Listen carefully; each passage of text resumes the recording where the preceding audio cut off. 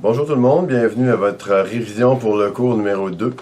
On va passer à toute vitesse à travers un paquet de théories qui sont, ma foi, pas mal plus compliquées que celles du premier cours. La raison, c'est que, comme je l'ai dit dans la dernière révision, je pense que maintenant, ce qu'on est en train d'essayer de faire, non seulement on a changé un petit peu l'angle d'approche, mais le sujet aussi.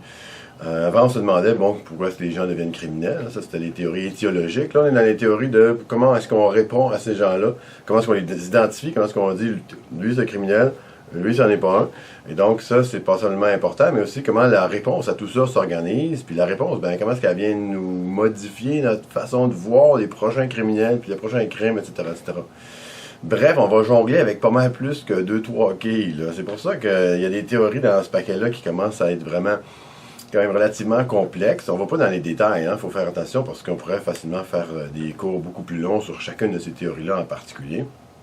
En particulier, par exemple, celle de la tour, là, dont on va parler dans une seconde, c'est quelque chose qui est quand même très très complexe. Cela dit, c'est d'une utilité émergente, disons. Pour le moment, dans la littérature en criminologie, on n'a pas énormément de chercheurs, énormément de recherches qui est faite à l'aide de la théorie acteur-réseau. Par contre, ça commence à être de plus en plus populaire. On le voit même des fois trop, là. Je viens juste de participer avec le CRSH à une évaluation de plein de demandes de bourses d'étudiants au doctorat qui veulent avoir de l'argent du CRSH. Et, on voit vraiment beaucoup ça, acteur-réseau, acteur-réseau, acteur-réseau. Puis des fois, c'est plus ou moins pertinent. C'est bien à la mode, ça fait qu'on met ça dans notre recherche, puis on pense que ça va poigner. Mais bref, pour vous autres, ce qui est important, c'est de pas être comme de quoi c'est quand on va vous dire théorie acteur réseau ou quand vous allez voir écrire ça quelque part. Ah ouais, c'est vrai, je me souviens, c'était quoi. Peut-être pas capable de l'utiliser à 100%, peut-être pas capable de savoir exactement c'est quoi les petits détails de tout ça, mais assez pour pas avoir l'air de quelqu'un qui n'a pas étudié en criminologie. Donc, si on commence, sans plus tarder, avec le cours, dans le cours 8, ce qu'on avait vu en premier, c'était les théories, c'est une extension, en fait, de ce qu'on avait vu à la fin du bloc 2, qui était l'ethnométhodologie. Je ne sais pas si vous vous souvenez de ça, c'est pas tout le monde qui a aimé ça tant que ça, mais l'ethnométhodologie, c'était intéressant parce que ça nous lance dans le bloc 3 et 4. Parce que dans l'ethnométhodologie, on a beaucoup d'affaires qui vont revenir. Ça va peut-être vous sonner des petites cloches des fois. Ah ouais, c'est vrai, on a parlé de ça. Le plus évident, c'est Shearing et Erickson quand on commence à voir comment les autres ont utilisé l'ethnométhodologie pour étudier les policiers. L'important dans ce texte-là, malgré que c'est un texte sur la police, donc c'est très criminologique si on veut, mais l'important là-dedans, c'est pas tant... mettons que c'est deux choses. Premièrement, au premier niveau, c'est sûr que c'est super intéressant de voir comment les policiers se communiquent entre eux autres. C'est quoi le bon travail de policier? C'est bien beau d'aller à l'école de police, d'aller au cégep, puis après à l'école de police.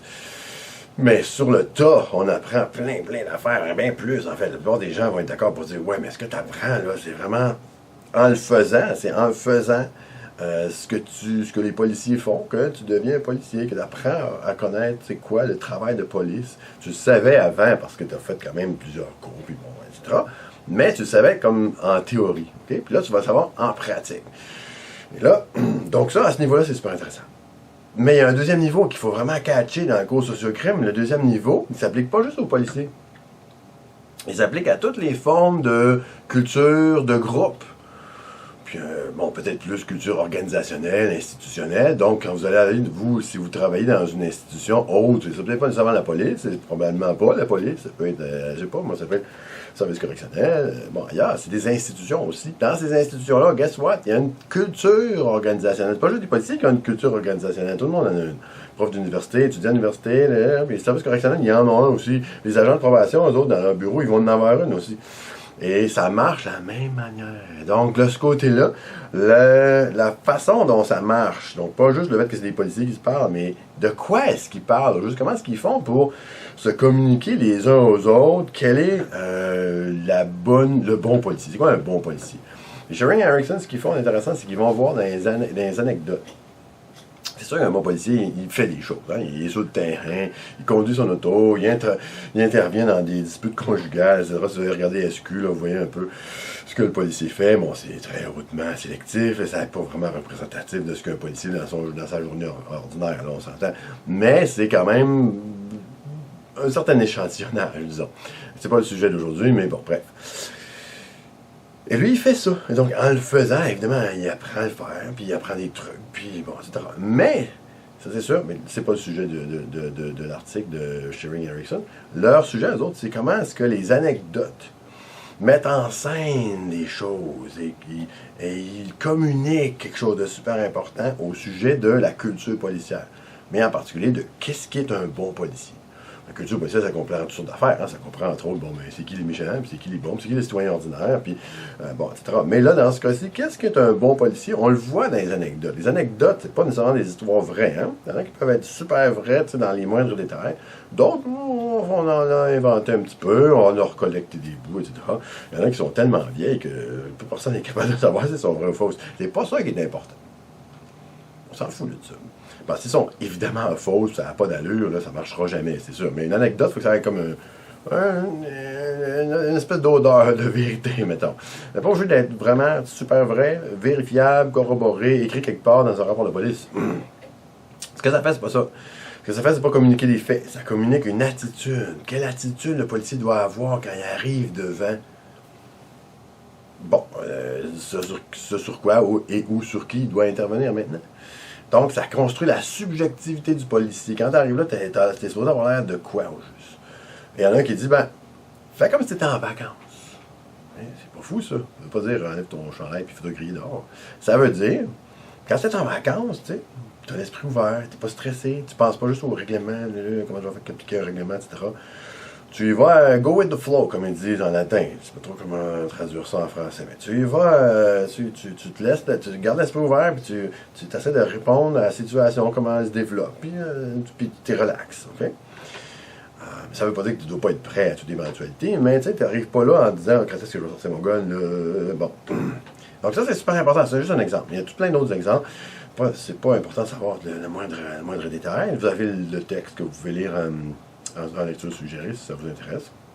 Et ça, c'est super important de comprendre que l'anecdote est là pour montrer c'est quoi la bonne attitude que le policier doit avoir. Et la deuxième chose qui est super importante, c'est que ces anecdotes-là, c'est pas des films qu'on montre, là, ils sont parlés, hein, c'est un langage parlé. Donc les policiers, quand ils se parlent autour de la machine à café ou dans l'auto ou n'importe où, ben, ils racontent ces anecdotes-là dans un vocabulaire particulier. Pas juste les mots, mais aussi la manière dont on organise la réalité. On met en scène le policier, le méchant, le témoin, la personne qui va pas d'affaires là, etc., etc. Et on fait comprendre aussi aux policiers toute une série de choses sur la nature de l'environnement dans lequel se déploie la police. Puis comme je vous l'ai dit, c'est super intéressant pour comprendre un peu les policiers, mais c'est super intéressant pour comprendre n'importe quelle conduite dans un contexte organisationnel.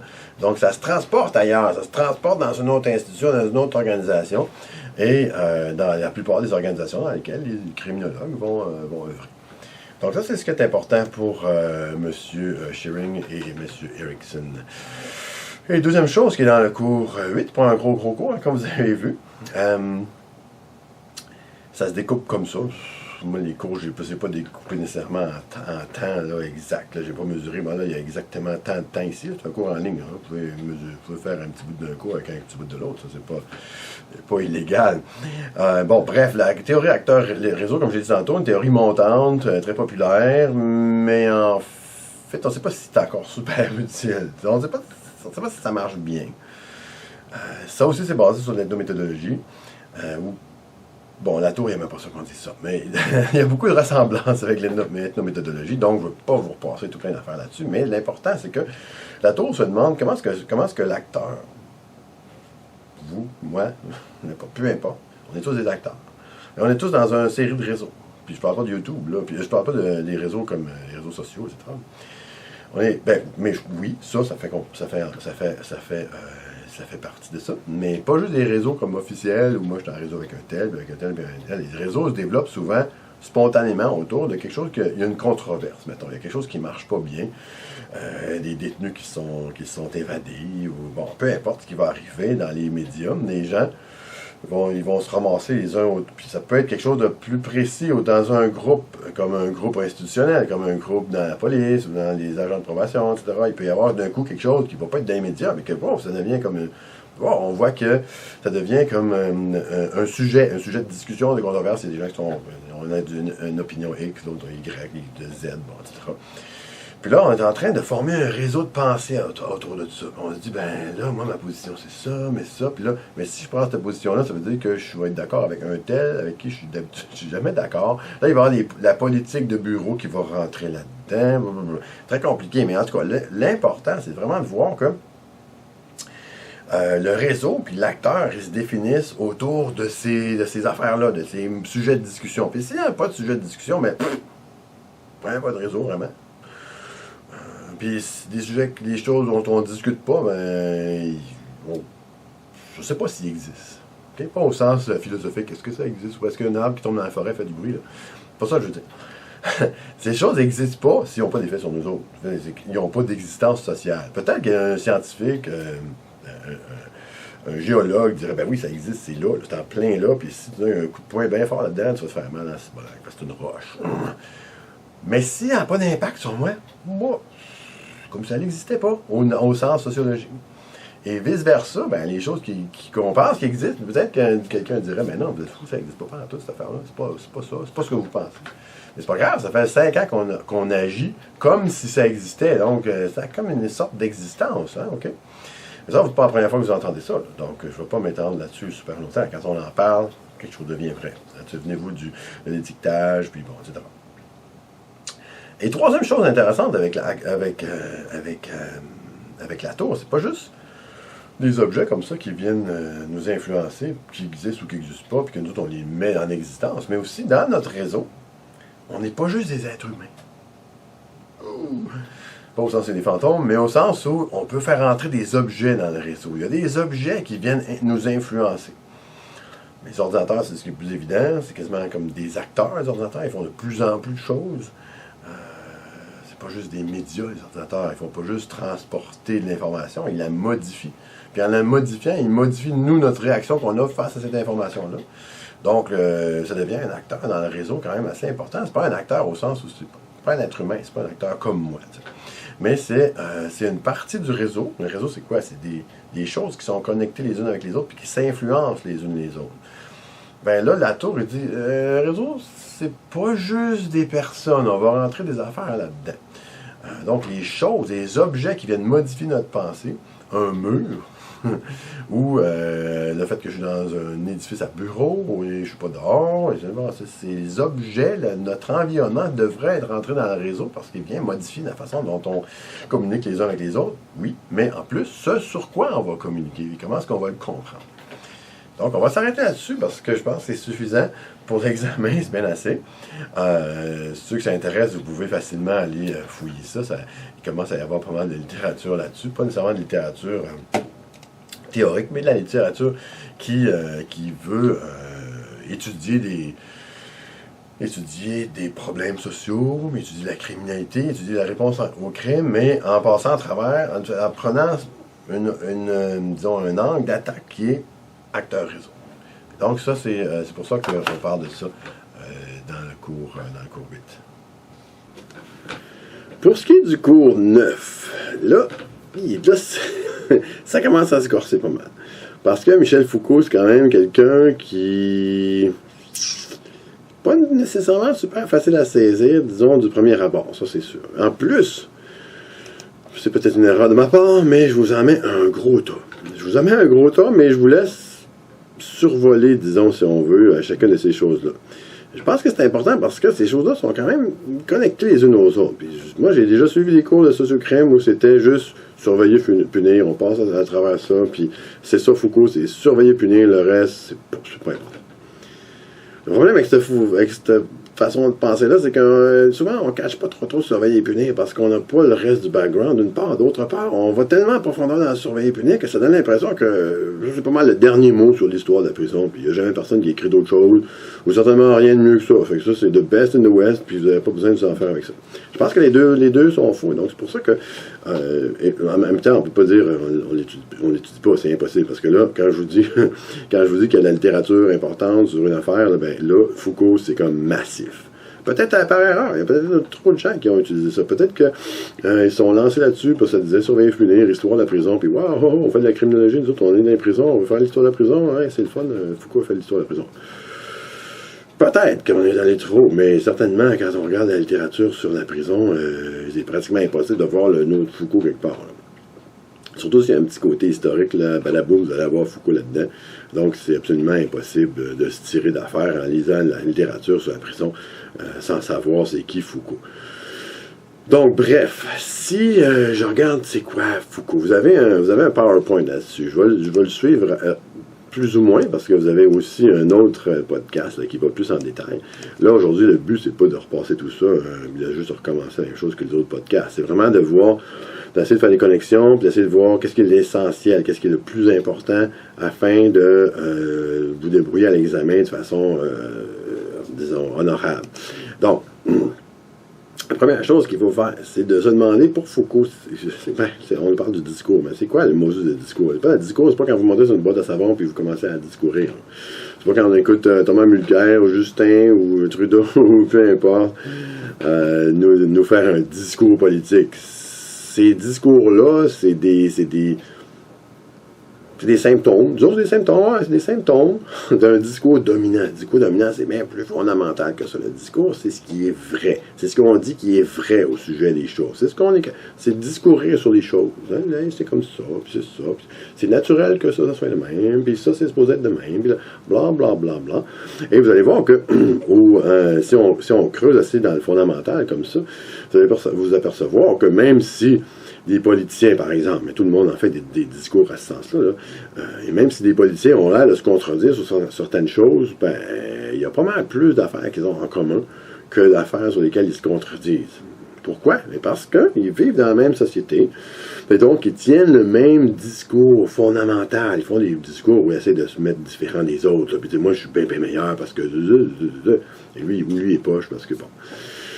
Mais grosso modo, sur le côté fondamental, par exemple, le côté fondamental, on n'a pas le choix, hein, c'est la prison, il n'y a pas d'autre manière de traiter les criminels que de faire de la prison, puis plus de prison, c'est donc mieux. Hein, c'est plus que c'est la meilleure solution. Plus que le gâteau au chocolat, c'est bon, ben, plus de gâteau au chocolat, c'est encore meilleur, puis encore plus, mais c'est encore meilleur. La prison, c'est la même chose. La prison, c'est bon, ça règle le problème de criminalité, donc si on en a plus, ça va régler plus, c'est simple, hein, mais on trouve que le problème n'est pas encore réglé, mais on en rajoutera une couche, puis là, il va peut-être paraître réglé. Donc, mais ça, c'est un discours dominant que vous passez d'un parti politique à l'autre, vous n'aurez aucune différence. Aucune différence. Peut-être qu'il y en a un qui va dire, oui, mais moi, c'est ça, là, je trouve pas ça correct. Ou moi, j'aimerais ça légaliser la marijuana. Ou ça. Mais vous allez, si vous regardez un peu, là, vous enlevez les détails un petit peu, vous torsez ça, vous allez voir que tout le monde a la même vision. Vraiment, tout le monde a la même vision du système pénal, de son utilité, puis de ses résultats. Et c'est là-dessus que Foucault va nous discours. Va nous faire des discours, justement. Et donc, c'est très important là, de comprendre, vous irez voir ça comme il faut, comment ça fonctionne le discours, et à quoi ça sert, qu'est-ce que ça vient chercher. En fait, l'idée, c'est que ça constitue la réalité. Mais en même temps, vous vous souvenez de ça quand Foucault dit un discours dominant, ou quand quelqu'un d'autre dit un discours dominant, s'il est dominant, c'est donc quelque chose qui est dominé quelque part.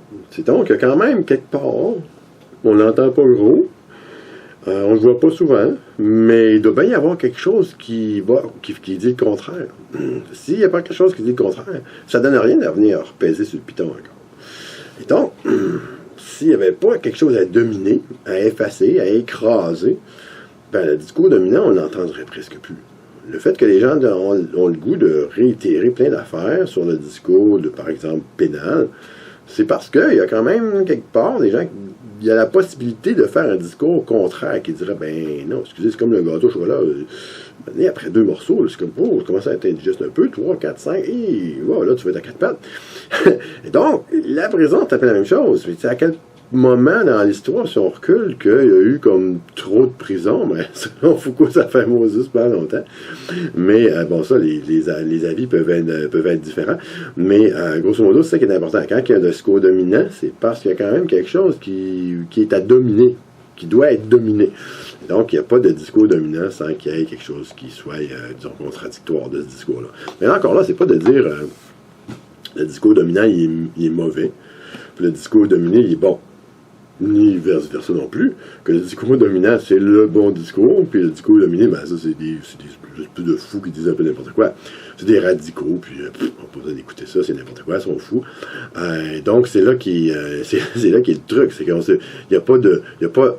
on peut pas, quand je dis le discours et la vérité, qui s'impose sur quelque chose d'autre, qui maintenant obtient l'étiquette mensonge ou erreur ou t'es tout croche. Ça veut pas dire que nous, si on essaie de se retirer de ça, puis de regarder de haut, puis de dire, de côté, enfin, mais en tout cas de l'extérieur, puis de dire lequel a raison là-dedans, qu'on va être capable de faire le ménage. Parce qu'il n'y a pas de vérité objective qui dit voici le bon discours, puis voici tous les autres qui sont pas bons. Et donc, les discours maintenant qui se rapprochent le plus de la vérité, entre guillemets, que moi j'ai décrété qui était la vérité, ben ça c'est les bons. Puis ceux qui s'en éloignent de plus en plus, ben c'est de plus en plus poches. Non, Foucault, il dit pas ça. Foucault, il vous dit pas un discours est bon s'il se rapproche plus de la vérité. Un discours est pas bon s'il s'éloigne de la vérité. Ça n'a rien à voir. On n'a pas de vérité. Il y en a juste un paquet de discours. Donc, on ne pourra jamais dire lui, il n'est pas bon parce qu'il n'est pas vrai. OK, bon, il y a des petites affaires factuelles qu'on peut dire qui sont vraies ou fausses, mais le discours en général, c'est pas juste un amoncellement de faits. Hein. C'est la signification de ces faits-là. C'est ça qui est important. C'est le spin. On dit souvent le spin. C'est le spin. C'est le sens que tu donnes aux faits qui est important. Pas juste les faits. Bon, ça peut vouloir dire bien des affaires. Quelqu'un peut prendre la même statistique puis dire, ben oui, mais ça veut dire telle chose. Puis là, tu peux prendre la même statistique puis dire, ben non, ça veut dire telle autre chose. Donc, on s'en sortira pas comme ça en faisant l'inventaire des vrais faits puis en mesurant l'inventaire des faits qui sont nommés dans les discours. Donc, peut-être qu'on va trouver des fois des choses qui vont être contradictoires, mais ça ne résout pas le problème, ça non plus. Donc, bref, après ça, j'ai donné des exemples. Hein. Le premier exemple, c'est la maladie mentale. Foucault, il montre comment est-ce que le discours détermine ce qu'est la maladie mentale. Puis, elle passe de différentes définitions. Là, on est dans une définition qu'on pourrait dire scientifique. Il faudrait dire scientifique contemporaine, parce que c'est un discours scientifique aussi dans les années 1700, puis dans les années 1800, il y avait un discours, on faisait beaucoup de science, on croyait beaucoup à la science dans ça. Quand on regarde ça maintenant, aujourd'hui, on dit, c'est donc bien n'importe quoi. Mais les autres étaient sûrs que c'était vraiment scientifique leur affaire.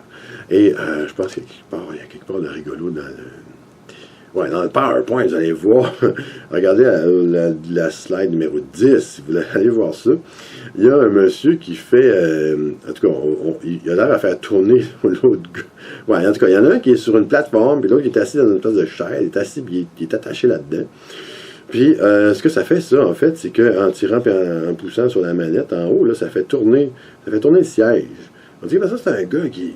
Sa maladie mentale, ça consiste à ne pas avoir de repères, puis être comme étourdi tout le temps, puis ne pas savoir c'est quoi la réalité, ce qui n'est pas vrai.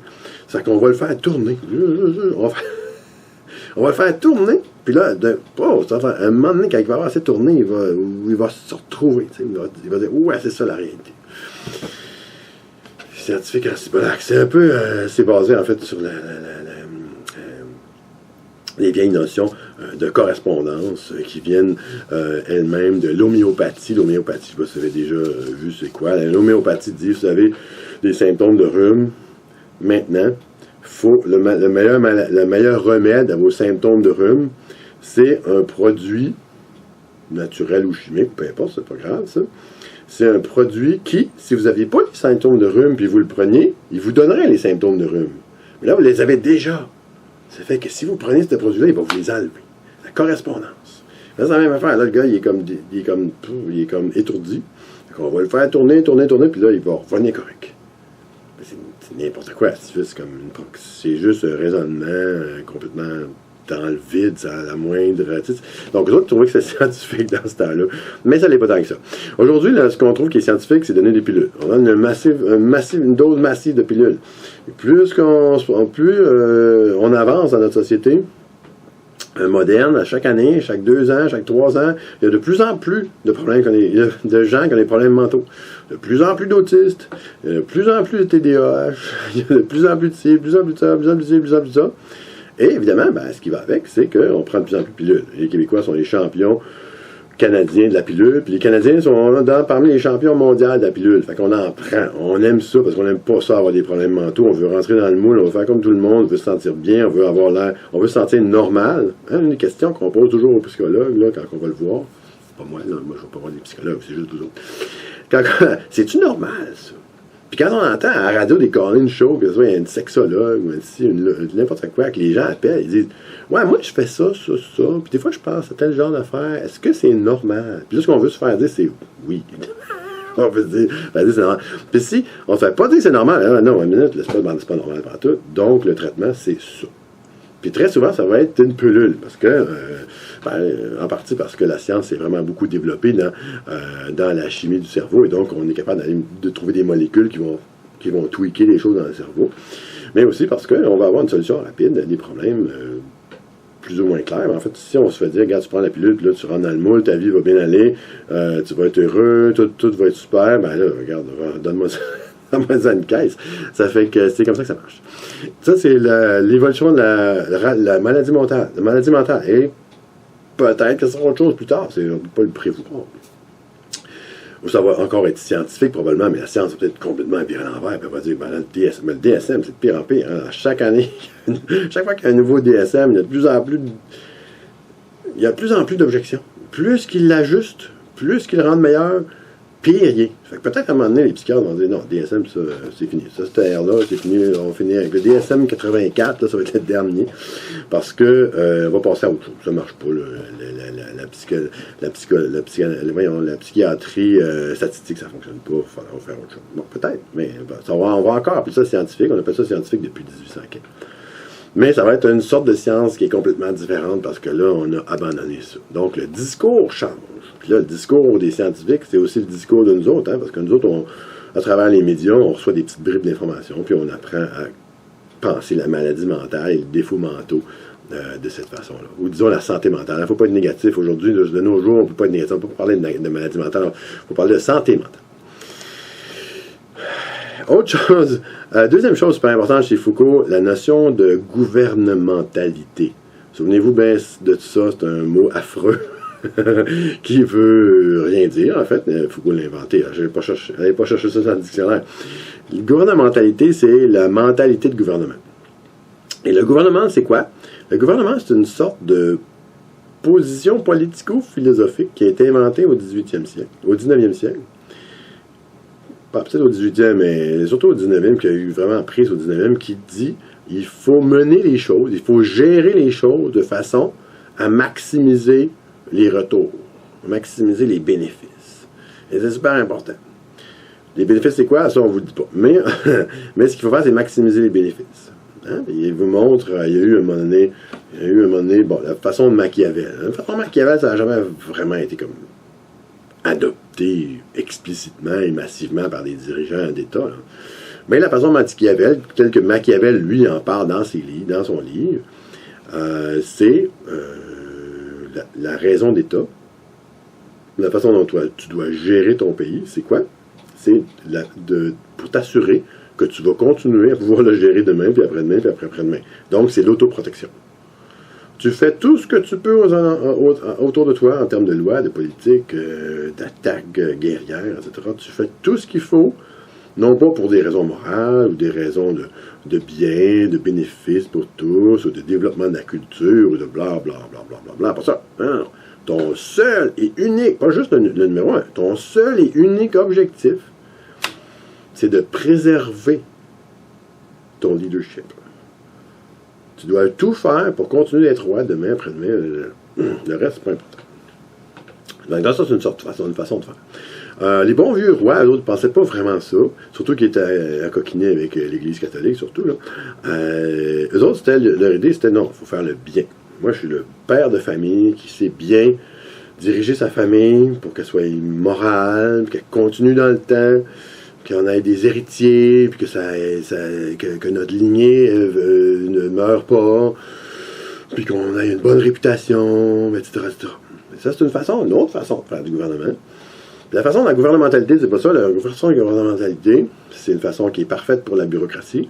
C'est qu'on organise tout ce qu'on fait dans le gouvernement afin de produire les meilleurs bénéfices, le gouvernement le plus efficace. Ça marche pas. Je n'ai pas dit que ça marchait. Mais c'est ça qu'on fait, c'est ça qu'on vise. On vise l'efficacité. Puis nous autres, en termes de population, on vise la même chose. On vise même pas la moralité taxe, honnêtement. On vise juste à ce que nos taxes baissent, qu'on ait le plus de services possible pour nos taxes. On haït ça quand on entend parler de fonctionnaires qui travaillent pas assez, blablabla. En tout cas, la joke du siècle au Québec, c'est les fonctionnaires qui travaillent pas. Pourquoi? Parce que justement, on l'a complètement intégré, cette affaire-là, dans notre tête, là. Un fonctionnaire méchant, un fonctionnaire qui est un poids pour l'État, c'est un fonctionnaire qui travaille, qui remplit pas sa tâche de produire le maximum de bénéfices, d'être le plus productif possible avec l'argent de nos taxes. Et donc, c'est ça qui détermine le mode de gouvernement maintenant. Il y a de la moralité aussi. Regardez le combat entre Canada et Arabie Saoudite sur est-ce qu'on vend des blindés ou on n'en vend pas. D'un côté, la gouvernementalité qui dit ben oui, c'est sûr qu'on en vend. C'est sûr qu'on en vend, parce que si on n'en vend pas, on va perdre des jobs, on va perdre des contrats, et personne qui va vouloir signer de contrat avec nous autres, blablabla. C'est quoi ça? C'est de l'argent. De l'autre côté, il y a des gens qui disent ben non, les droits de la personne, c'est pas n'importe quoi, c'est pas rien. Les Saoudiens, ils vont prendre ces tanks-là, ils vont s'en aller au Yémen, ils vont tirer sur du monde avec ça. Et donc, ça pose un problème. Oui, ça serait le fun de faire de l'argent et d'avoir plus de jobs, mais en même temps, c'est quoi? Il y a quelque chose qui est comme, ça sent pas très bon. Mais pour le moment, c'est définitivement la gouvernementalité qui gagne. Donc, ça, c'est super important. La mentalité de gouvernement. Et bien comprendre aussi que la mentalité de gouvernement, c'est pas juste pour le gouvernement. C'est tellement convaincant comme façon de s'organiser que toutes les institutions l'ont adopté, puis même les personnes. Même les personnes l'ont adopté. On vous encourage à adopter ça. On vous encourage à dire, moi, en fait, on vous engage à partir quasiment la fin du primaire, ça, certainement au secondaire, on dit, regarde, commence à te préparer, là. Tu vas te retrouver sur le marché du travail dans pas bien longtemps. Donc, oriente tes affaires. Faut que tes études soient le plus efficaces possible. Tu fais paf, tu sors, marché de l'emploi, puis tu te retrouves avec un job immédiatement. Et donc, tu n'as pas gaspillé, excusez-moi pour l'interruption, tu n'as pas gaspillé de temps, tu n'as pas étudié des affaires comme par rapport. Tu fais pouf, minimum de cours, maximum, il faut que tu étudies bien quand même. Tu étudies juste assez, en fait. Ouais, si tu passes, c'est correct. En fait, l'employeur ne te demande pas ta note. Tu regardes ton diplôme, ok, parfait, super. Tu as passé par la bout des dents, ou tu as eu A+, partout. L'employeur, il s'en fout. Ça fait que tu fais un minimum, mais bon, enfin, c'est quand même pas si facile que ça, faire le minimum non plus. Et là, tu sors, puis paf, tu as un emploi. Là, ça, c'est super. Là, tu as rendu ta vie efficace. Et tu dis pas des affaires qui servent à rien. Tu dis pas des affaires qui vont ouvrir ton esprit. Mais oui, mais tu as l'esprit bien trop ouvert pour la job que tu vas faire plus tard. Tu vas t'ennuyer. C'est pas bon d'être trop intelligent ou trop informé quand on est sur une job où ce qu'il faut peser, c'est des pitons. Donc, grosso modo, on a cette idée-là de gouvernementalité est rendue jusque ça chez la personne. Et enfin, bien évidemment, comme on l'a dit au début, la fameuse prison de Foucault. Je pense pas que j'ai besoin de revenir là-dessus parce que vraiment, ça a été vraiment dit dans l'autre podcast. On a, avec l'invention de la prison, Foucault dit que la prison a été littéralement inventée, puis ça fait pas longtemps en plus. Mais là, ce qu'il faut comprendre, c'est que, et ça, je pense que c'est une des affaires super importantes. Il dit pas on a inventé au sens où il n'y a jamais personne qui a pensé à mettre personne dans une cage avant 1800 quelque. Mais non, clairement que ça fait bon sens. C'est bien évident que les cages et les prisons existaient avant. Sauf que la cage, on appelle ça la prison maintenant, ok? On appelle pas ça la prison, on dit que la prison est inventée en 1800. La cage est inventée probablement. Avez-vous vu la guerre du feu? Bon, ça, c'est les Cro-Magnons qui cherchent du feu. Là. Ils essayent de voir où un éclair est tombé, puis il y a un arbre en feu, là, ils veulent aller chercher du feu. Vous irez voir ça. Ben, ils se font mettre en cage à un moment donné. Donc, ça ne peut pas que la cage ait été inventée en 1800 quelque. Bon, ok, la guerre du feu, c'est pas un documentaire non plus, mais facile à imaginer. Probablement que les Cro-Magnons, ils savaient mettre des gens en cage aussi. Sauf qu'ils les mettent en cage en attendant de faire quelque chose avec eux autres. Pour pas qu'ils s'enfuient. Il aurait pu l'attacher à une corde ou je sais pas quoi, ça aurait rempli la même fonction. Ce qui est inventé en 1800 quelque, c'est pas la cage. C'est la cage comme punition. Avant, on te mettait en cage jusqu'à temps de te pendre ou de te donner des coups ou jusqu'à temps que quelqu'un paye ta rançon. qu'on va appeler une amende, parce que rançon, ça sonne criminel. Oui, mais le temps que tu passes en prison, c'était pas une prison. C'est pas une punition, ça. Il faut s'imaginer, il faut penser aussi que avant le 19e, les gens, imaginez au Moyen-Âge où les gens peinent à avoir une maison, des vêtements, assez à manger, des famines souvent. Hey, être en prison, c'est quasiment une récompense. Être en prison, en tant que punition, tu vas faire 6 mois de prison. Ah ouais, 6 mois, j'ai pas besoin de passer à ma maison, à me construire une maison. Pas besoin de me trouver de la bouffe. C'est toi qui me la donne. Pas si pire, dans le fond, même si la bouffe, c'est du vieux pain rassis de mois passé, c'est pas grave, avec des champignons qui poussent dessus, mais comparé à rien. Quand même bien. Donc, peut-être pas, ça peut pas par la tête de tout le monde, de dire que la privation de liberté est une punition. On invente ça quand ça va pas mal mieux. Avec les révolutions industrielles, les révolutions agricoles, les familles, il y en a de moins en moins. Les gens sont de plus en plus confortables. Et donc, là, la privation pure de liberté commence à sonner comme une punition un peu. Aussi, d'autres affaires, c'est qu'on commence à définir l'être humain non pas comme un descendant d'Adam, créé par Dieu, etc., mais bien comme un être pensant, réfléchissant, et donc voulant sa liberté personnelle, parce que s'il réfléchit, puis il veut faire des plans, puis il veut réaliser des affaires, ben, il faut qu'il soit libre pour faire ça. Et donc, si on y enlève sa liberté, ouch, ça va faire mal. Et donc, ça devient pensable de dire que 6 mois ou 1 an, peu importe, là, ça devient une unité, ça devient une sorte de punition. Puis là, ben, ça tombe aussi bien parce qu'on commence à faire des statistiques, puis on commence à mesurer la peine face au délit, ce qu'on ne faisait pas nécessairement avant, ou pas très bien, mais là, on commence à dire, ouais, ben là, mettons que l'unité de punition, c'est le jour en prison. Ça, c'est l'unité, comme la seconde, l'unité de temps. Et le jour en prison, ça, c'est une unité de châtiment. Mais là, si on trouve qu'un crime est pas mal sérieux, on va lui donner 6 mois de temps. Je ne sais pas combien ça fait de secondes, on va donner 6 mois de temps. Et là, si un crime est pas mal plus sérieux que ça, on va y mettre 2 ans. Puis si c'est encore plus sérieux, on va mettre plus. Parce que là, on vient de commencer à s'apercevoir que, ouais, minute, l'être humain est rationnel et calculateur. Je ne sais pas si on s'en est aperçu, en tout cas, on a décidé ça. L'être humain, il calcule ses affaires. Et donc, il calcule le coût et le bénéfice. Il dit, ouais, là, je pourrais commettre un crime, mais il va y avoir la punition. Oh, bueno. Et donc, on va mettre assez de punition pour le faire lever de l'autre côté de la balance, puis qu'ils disent, ben là, je ne commettrai pas mon crime d'abord parce que la punition est trop sévère. Mais ça, si vous allez au maximum de la sévérité tout de suite, puis le gars, il décide de commettre un vol de banque pareil, là, il va se dire, bon, ben, en sortant de la banque, s'il y a des témoins ou quoi que ce soit, je tire sur tout le monde. Les policiers, je tire dessus. N'importe qui, je tire sur tout le monde parce que là, je suis déjà, en entrant dans la banque, je suis déjà passible du maximum. Fait que je ne peux pas être dissuadé de plus que ça. Le mieux pour moi, quand je rentre dans la banque, c'est de tuer tous les témoins qui peuvent dire c'est lui. Tous les policiers qui essaient de m'arrêter, tous les gens qui étaient à la rue, qui m'ont vu sortir, je tue tout le monde. Puis il n'y a pas plus. Je peux pas tuer 1000 personnes, 1 million de personnes, ça n'a aucune importance. C'est déjà le maximum en mettant le pied dans la banque. Donc là, il y en a qui ont dit, peut-être que ça serait mieux de moduler les peines pour dire, bon là, le pied dans la banque, ça va être 6 mois.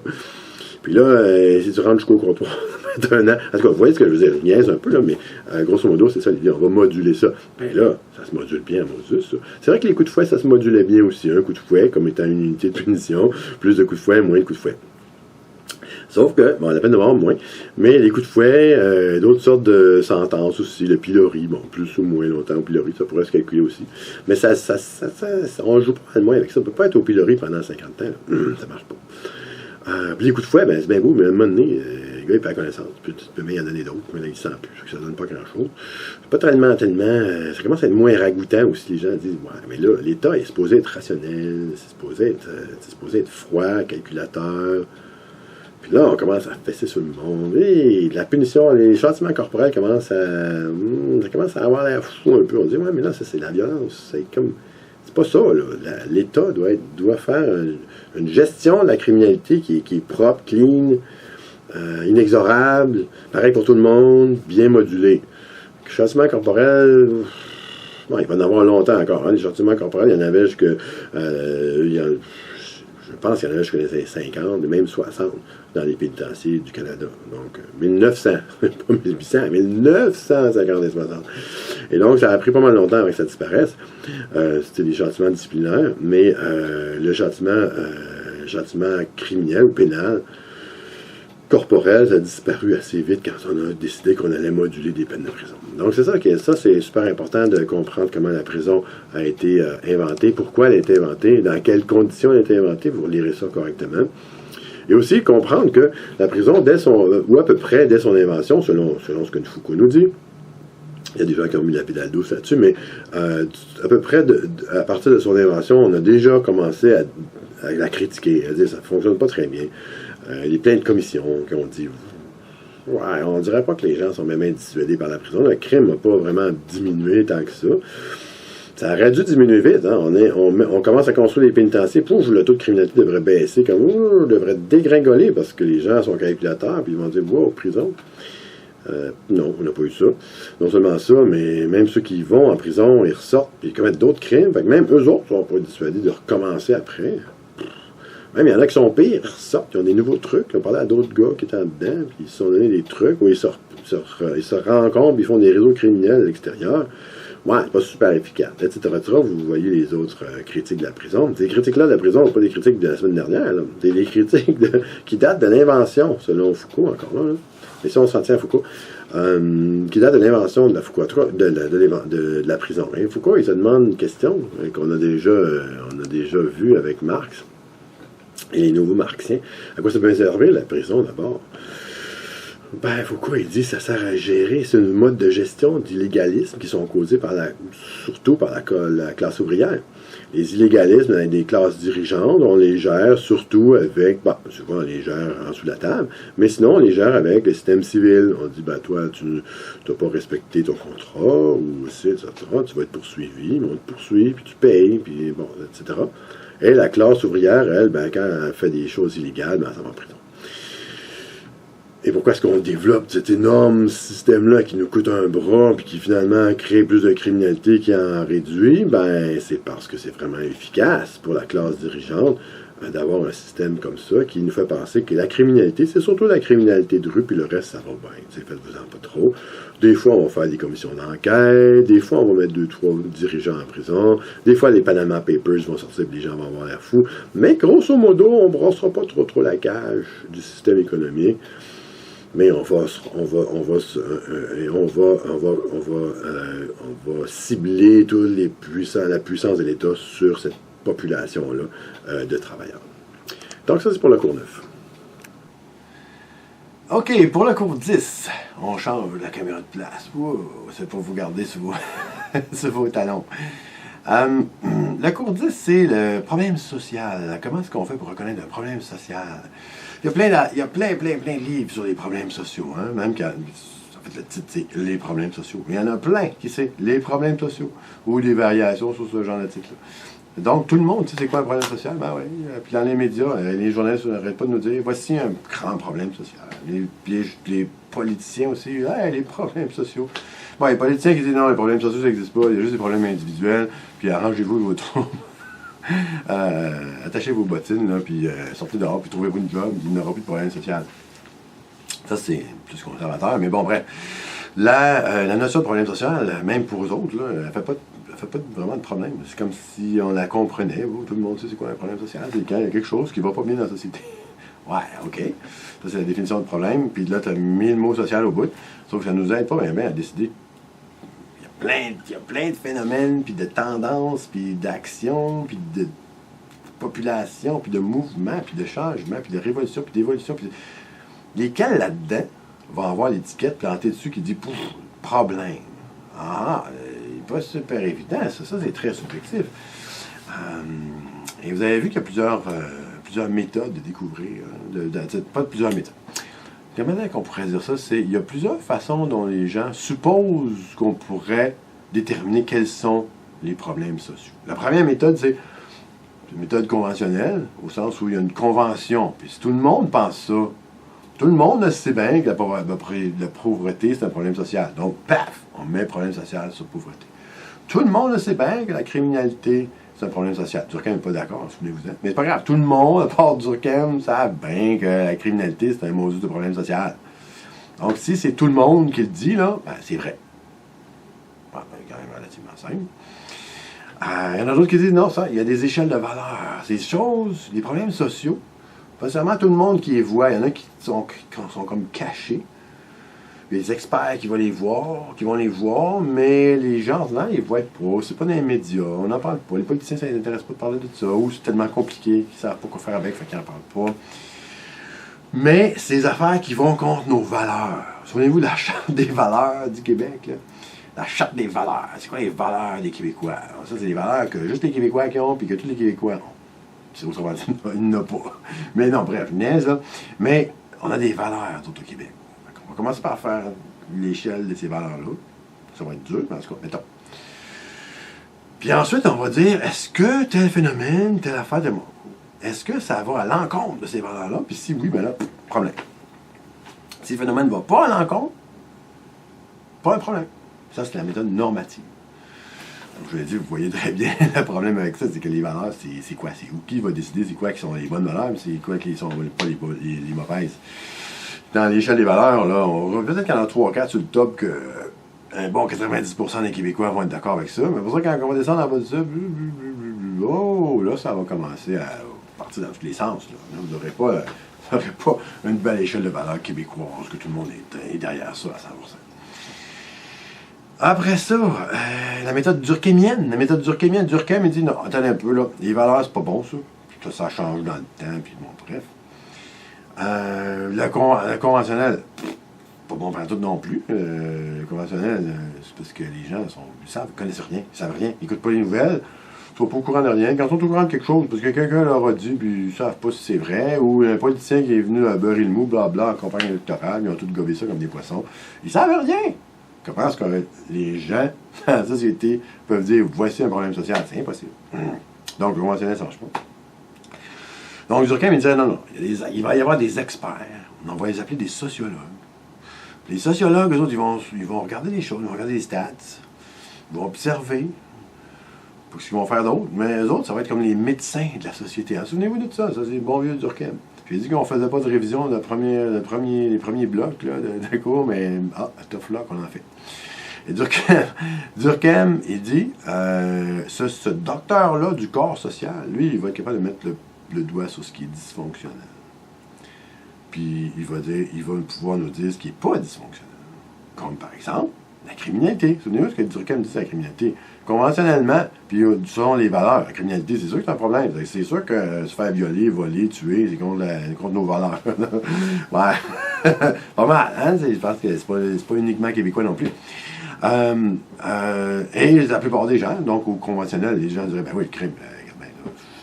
Non, le crime, non, c'est pas mon affaire. Mais Durkheim me dit, ben non, écoutez, en tant qu'expert, c'est vrai à maudit que c'est plate d'être victime d'un crime, mais le crime, ça remplit une fonction dans la société. Si tu réussissais, tu ne réussiras pas. Mais si tu réussissais à l'enlever, tu aurais bien plus de problèmes que des problèmes de criminalité. Donc, oui, tu aurais moins de criminalité. Si tu réussissais, mettons, avec une baguette magique, tu enlèves la criminalité. Super, plus de victimes de crime. Mais sauf que, souvenez-vous, les conséquences bien pires que la criminalité qui vont suivre de ça. Donc, selon Durkheim, toujours. La méthode durkheimienne. Mais là, c'est parce que Durkheim, c'est bien beau, là, mais le problème, c'est qu'il y a une dysfonction sociale, quelque chose qui empêche le social de fonctionner. Pas super sûr que les standards scientifiques objectifs, comme Durkheim les voudrait, de dysfonction. Puis là, en dessous de tout ça, c'est correct, ça marche, on le tolère, ça va. On ne tolère pas au sens où on laisse faire, mais on ne fait pas d'effort particulier. Puis en haut de ça, là, non, c'est trop. Pas super évident. Et Durkheim, lui, n'a pas été capable de nous trouver ça, ces standards-là. Donc, ça ne nous aide pas tant que ça. Et Foucault, il dirait, ben, il y a les disciplines aussi. Pas que Foucault, il recommande que ce soit ça notre définition de problème social. Mais Foucault, ce qu'il dirait, chacune des disciplines des sciences sociales, criminologie, travail social, de psychologie, psychoéducation, etc. Faut pas les nommer, ça ne donne rien. Chacune de ces disciplines-là fonctionne au problème. Elle a dans son intérêt de dire voici un problème, voici un autre problème, voici un autre problème, et ensuite de dire laissez-moi ça, avoir une subvention pour étudier ce problème-là. Je pourrais-tu, s'il vous plaît, s'il vous plaît, s'il vous plaît, s'il vous plaît? Ah, ouais, OK. On donne une subvention, tu l'étudies, tu nous écris plein de textes là-dessus, tu nous fais des statistiques, des livres, des gens. Oh, le problème commence à être de plus en plus gros, de plus en plus gros, de plus en plus gros. Donc, Foucault, il dirait, ouais, les disciplines sont vraiment bonnes dans la reconnaissance et l'identification de problèmes sociaux, sauf que, pas sûr qu'on aurait à prendre au pied de la lettre. Donc, ça, c'est les problèmes qu'on a avec la notion de problème social. Donc, malgré le fait qu'on a un paquet de bouquins qui supposent facilement que, bon, problème social, tu n'as même pas besoin de le définir dans ton introduction. Tu y vas tout de suite. Chapitre 1, problème numéro 1, la pauvreté. Problème numéro 2, le chômage. Problème numéro 3, l'éducation pas à moitié faite. Problème numéro 4, 5, 6, 7. Chapitre numéro 29, problème social. Je sais pas quoi. Et on n'a jamais défini pourquoi est-ce que c'est un problème social. C'est quoi le seuil? Parce qu'on dit que c'est un problème, puis avant, c'est pas donné pour un. On ne sait pas. Spector et Kittius, ils disent l'intérêt là-dedans d'étudier les problèmes sociaux, selon nous, c'est pas vraiment ça. Ce qu'on trouve qui est intéressant, vous allez voir si vous reconnaissez ça, parce que c'est la même affaire qu'on a dit au sujet de la criminalité avant. Puis si la criminalité est un problème social, ça vient se connecter directement avec Spector et Kittius.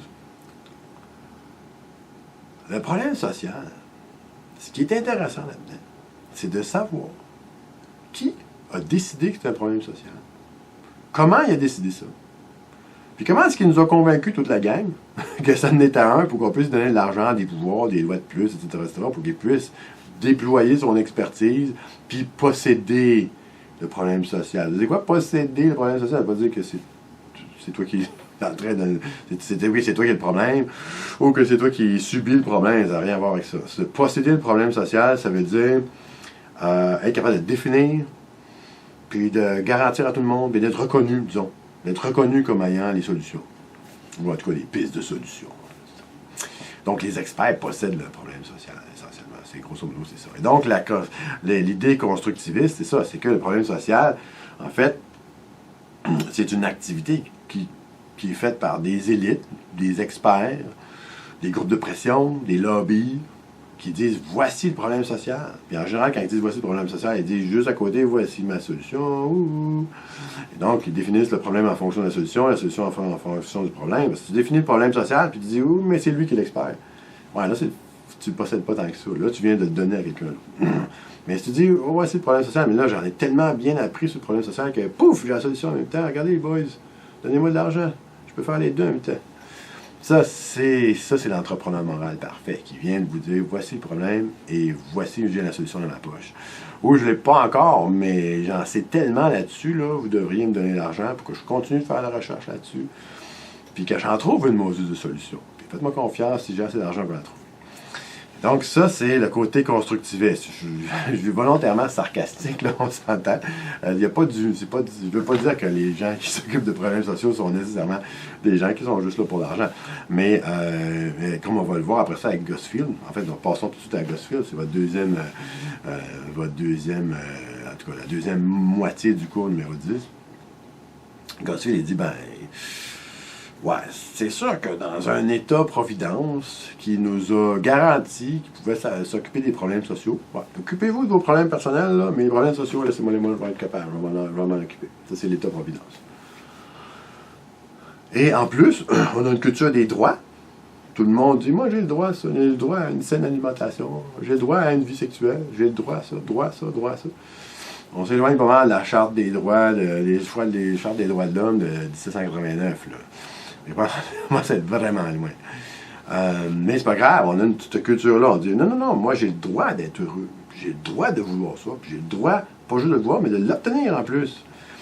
Puis je veux pas critiquer, c'est correct d'avoir des droits. Puis faut pas s'imaginer que quand quelqu'un évoque son droit de quelque chose, que c'est nécessairement un truc pour obtenir quelque chose à laquelle il a fait pas droit. Mais quand même, la frontière entre un droit et un privilège, hein, on la déplace à chaque jour. Disons. On va s'en tenir à ça. Mais grosso modo, avec ça, ça fait qu'on a une énorme industrie du problème social qui a été développée. Il y a des tonnes et des tonnes d'experts à gauche et à droite qui sont des experts de tous les problèmes. Il y en a, c'est fou, là, qui sont experts de tous les problèmes sociaux. Puis d'autres qui ont leur petite niche. Là. Lui, c'est un expert de la pauvreté, lui, c'est un expert de l'exclusion, lui, c'est un expert du profilage racial, lui, c'est un expert, expert. Tous ces experts-là, ils produisent une littérature abondante sur le problème social qu'ils sont en train de posséder, sur lequel on leur reconnaît une expertise. Et ils pondent aussi tout un paquet de solutions, ils reçoivent des subventions, puis leur intérêt, c'est qu'il y en ait toujours plus. Parce que s'il n'y en a plus, l'entrepreneur a des problèmes sociaux qui règle. Il va falloir que, il se trouve un autre problème social auquel s'attaquer bientôt. Mais non, qui change carrément de job, parce que là, son problème, il est réglé. C'est qu'on n'a plus besoin de lui, en fait.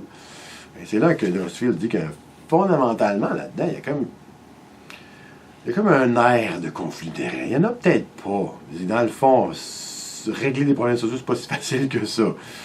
Donc, est-ce que les experts font exprès pour pas régler des problèmes sociaux? Ben, probablement que non, parce que la baguette magique qui est règle, elle n'existe juste pas. Donc, on pourrait continuer à travailler là-dessus bien fort, puis jamais les régler. Mais en même temps, on se fait promettre des affaires. On se fait dire, oui, si on a les bonnes commissions d'enquête, si on a les bons moyens, les bonnes lois, les bons pouvoirs, les bonnes politiques publiques, etc., on va finir par l'enrayer, la mesure de pauvreté. En même temps, si on l'enraye, c'est quoi que tu vas faire après ça comme job? Parce qu'il n'y en aura plus des pauvres. Là. Toi, tu es un expert en pauvreté. Tu es un travailleur social qui travaille dans les milieux défavorisés. Puis là, il n'y en a plus. Mettons. C'est du Val-Bélair mur à mur, la ville de Québec. Tu fais quoi? Voilà, tu trouves un autre problème. Et donc, c'est très théorique parce que ça n'arrivera jamais. C'est bien évident parce que c'est le genre de problème social qui est vraiment intractable. Et dans un sens, ça pourrait être ça l'affaire. C'est qu'au lieu d'être honnête et de dire, ben écoutez, il y a un problème social, mais je ne sais pas quoi faire. Je sais vraiment pas. On ne peut pas rien faire pour ça. L'expert, il nous fait quand même miroiter la possibilité d'un succès. T'sais. Mais il n'y arrive jamais. S'il y arrivait, mais ça ne serait pas bon pour sa carrière. Donc, c'est là qu'il est le... Puis le criminologue, c'est la même affaire. Le criminologue, la fois qu'on va trouver la façon de réintégrer les gens dans la société, là, qui est sans erreur, à tout coup, 100%. À un moment donné, on va réduire pas mal notre champ d'expertise. Là, on aura pu... ça va être réglé, ce problème-là. Alors, ou bien non, passer à autre chose. Ou bien non, arrêter d'être criminologue. Ou bien non, trouver un autre problème de criminologie. Je sais pas quoi, là. Inventer un autre. Dire, oh, alors, on s'est bien occupé de ce genre de criminel-là. Mais là, wow, il y a ceux-là, là, ils sont méchants, eux autres. Il va falloir tasser notre affaire et se regrouper quelque part. Parce que là, on s'est trop bien occupé du problème. Donc, Rusfield dit, il y a du moins une apparence de conflit d'intérêts. Ou d'un côté, on dit, faites-moi confiance, je vais vous régler le problème. De l'autre côté, on dit, oups, si je règle le problème, j'ai plus de job. Donc ça, c'est pour le cours numéro 10. On va changer la caméra de place encore. Bon, continuons avec le cours... cours 11, je crois. Renvoi au système pénal. Alors, ce cours-là, il commence par un super long exposé sur le chiffre noir de la criminalité, dont vous avez déjà entendu parler dans d'autres cours, c'est sûr. C'est une donnée de base. C'est vraiment tannant en criminologie qu'il y ait un Moses de chiffre noir de la criminalité parce qu'on veut avoir la vraie réalité, mais on l'a pas. On ne sait pas à qui se fier, on ne sait pas quoi faire. On essaie de faire des sondages de victimisation, mais les victimes disent c'est pas super fiable ce qu'ils disent. On essaie de... Puis en plus, c'est pas tous les crimes qui font des victimes, donc forcément, ceux qui ne font pas de victimes, on ne les voit pas. Les crimes contre l'environnement, les crimes contre les personnes morales. Les personnes morales, c'est quoi, les entreprises, etc. Les entreprises, on les appelle... Ça ne s'appelle pas les entreprises, on demandait, avez-vous été victime de vol dans votre entrepôt aujourd'hui? Ça ne fait pas partie des sondages de victimisation. Donc, pas fort non plus. Les statistiques policières, chiffre noir, etc. Donc, on a des problèmes à savoir c'est combien il y en a de crimes au Canada, juste, on ne sait pas trop. En plus, il y a un problème avec la notion de crime, là. Ça, vous vous souvenez, si vous vous souvenez, il y a dans une autre vie, là, dans le premier ou deuxième cours de CRI 3000, on a parlé du fait que c'est pas si simple que ça de définir ce qu'est un crime, puis ce qu'il n'y en a pas. Mais bref, on a un chiffre noir. Puis là, la question, c'est pas de savoir tout au sujet du chiffre noir, c'est pas ça qui est si important que ça. Comme je l'ai dit, vous l'avez déjà vu dans d'autres cours. Mais l'important pour le cours de sociocrime, c'est comment ça se fait qu'il y a un chiffre noir? Bref, comment ça se fait qu'il y a des victimes de criminalité qui n'appellent pas la police. Ben, grosso modo, on a une approche du chiffre noir qui ressemble pas mal, en général, qui ressemble pas mal à l'approche du crime. L'approche classique du crime qui est l'approche coût-bénéfice. Et la victime va se demander, qu'est-ce qui sont mes coûts, qu'est-ce qui sont mes bénéfices dans mon appel à la police. Si j'appelle la police, est-ce que la police va se charger de mon affaire? Est-ce que la police va se retourner contre moi?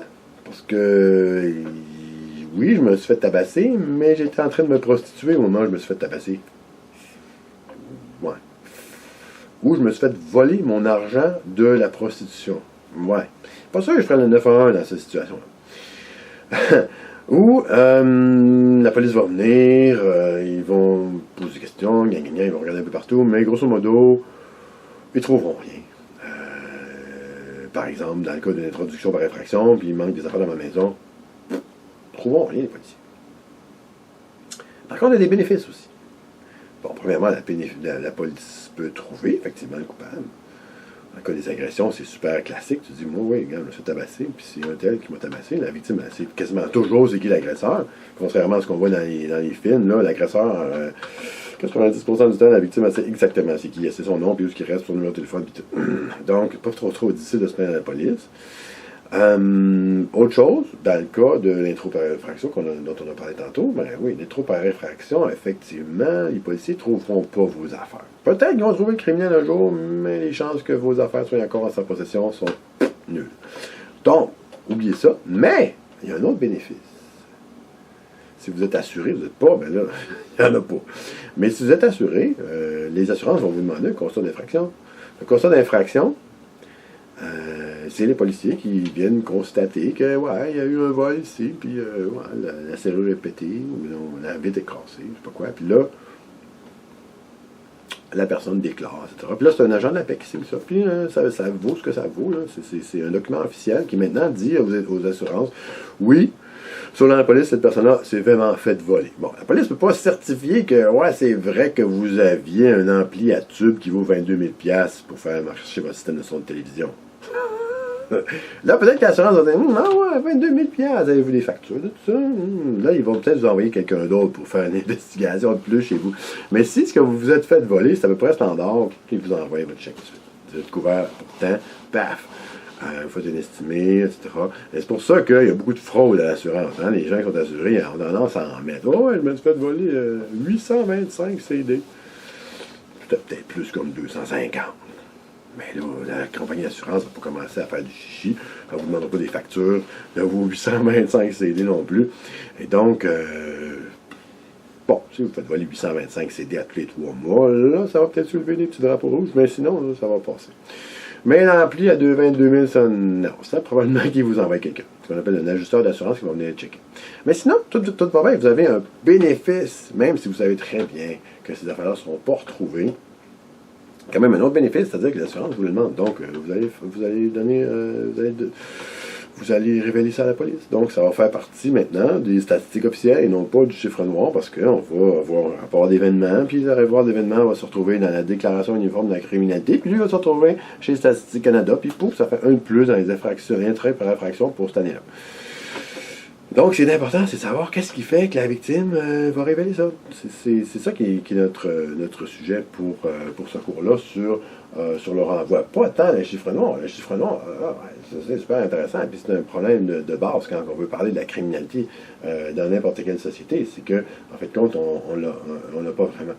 Donc, vous allez voir, si vous regardez le reste des notes, ça va vous donner en détail beaucoup plus tout ça, qu'est-ce qui mobilise les gens.